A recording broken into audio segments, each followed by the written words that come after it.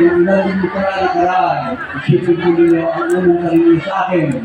Sabi niya, General, ano kaya po, ang nagagawa ko kung sakaling papalarin para matulungan ang mga taga-uwi ng bisita na kapalitan. Yan ay hindi ko siya nagbibigla o natatakbo. Nagtatanong na, ano kaya ang magagawa niya? Lalo-lalo sa tulong ng kanyang mahal niya, anong magagawa ko para sa pagbuti ng mga taga-uwi ng bisita na kapalitan. Yan po ang tunay na tao, tunay na lalaki, hindi pa, wala pa sa serbisyo, ang iisip sa kanal, ano ang maibibigay para sa kabutihan ng ating distrito at ng mga pamilya sa ating distrito.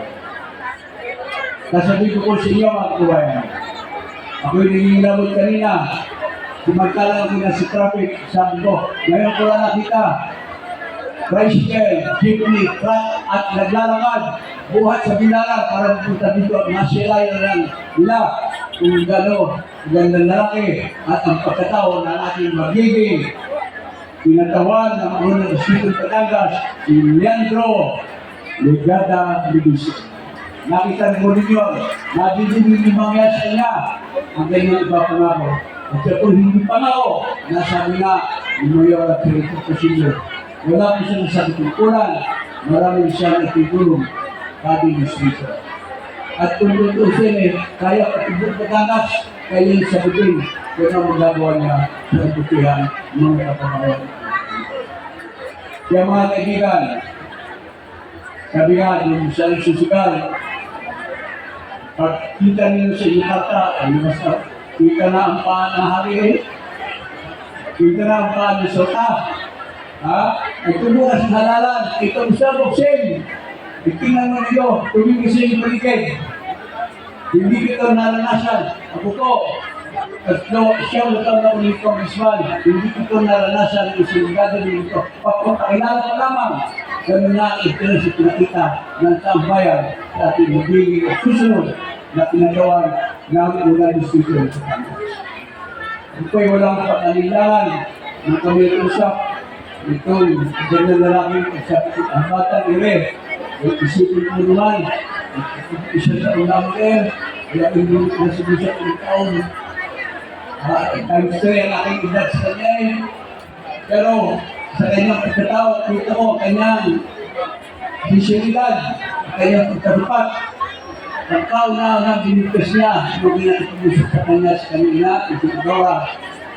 General, ano po kaya ang magagawa ko kung sakaling ako'y kaya ng mga uibisito para matulungan ang pagkabuhay at ang pagbuti ng mga pamilya ng uibisito ng Batangas. Kaya mga kabayan, ulitin po, sinabi ko ngayong araw nito, sa loob ng 30 taon, ngayon po lang nakita, pakilala pa lamang, ang ganito na karami ang tao, ito rin siya doon nakita, at kalooban pala, ang magiging kapalit sa unang distrito ng Batangas para pinatawan si Leandro Legada Libis. Katangi-tangi, marinig ninyo ay SSPN. Yan po, ang nasabi ko, walang bagahe sa buhay. Kapag siya'y binata pa.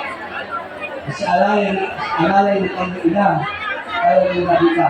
Alam po ba ninyo, ay napakatagal ko ng kasama si Sir Comigat. Yung siya ay nasa media pa, television, isa sa pinakatanyag, journalist sa Pilipinas. At yung siya sa mga kompetisyonador, dalawang beses, number 1, naging senador ng Pilipinas at ngayon. Huwag natin iisipin ito malayo, baka magising na tayo sa umaga, maya-maya pa si Senator Legada ay silang Senate President ng buong Pilipinas. Dahil tapat, kilala siya sa buong Pilipinas ang kanyang kasamahan sa Senado. Siya ang tunay na makasinin sa akin. Kaya mga kababayan, huwag po natin sayangin ang pagkakataon ito. Huwag natin sayangin, meron tayong isang tao na kabayan, magsasakripisyo, masabi na para sa kabutuhan ng ating mga kababayan sa unang distrito ng Batangas. Halinawa, tayo ay hindi mabigo. Ang sabi ko mga kanina pa, nandun pa ko sa BNN. Tapos sa boxing, hindi na nanood siya. Talapakan natin, si Leandro Legada Alice. Wala bang natin sa kanyang pangalan? Leandro Legada Alice. Tatlong L. Ang ibig sabihin, love, pagmamahal, tunay na pagmamahal. Yan ang symbolism ng pangalan ni Leandro at ang kanyang pagkatao bilang isang tapat na lalaki na tagabata. Sa inyo lahat, ang natin kalilimutan, pagdating ng araw, Yan, si Little President. inuklap natin si Leandro, Congressman pa siya magbigay niya, no? pinatawan ng unang disipong pagkagas at tunay, masasabi sa iyo, sa loob ng isang taon, sa loob ng 2 taon, kung anong mga pagbabagong nangyayari dito sa distrito, hindi inasasabi sa iyo, sa hula mga kasama niya, at saka si Jane Pagkama. Kaya sa inyo lahat, mga kababayan, sa unang distrito, mabuhay tayo lahat! Mabuhay si Leandro! Mabuhay ang pagbabago na liberado! Maraming salamat po sa inyo lahat.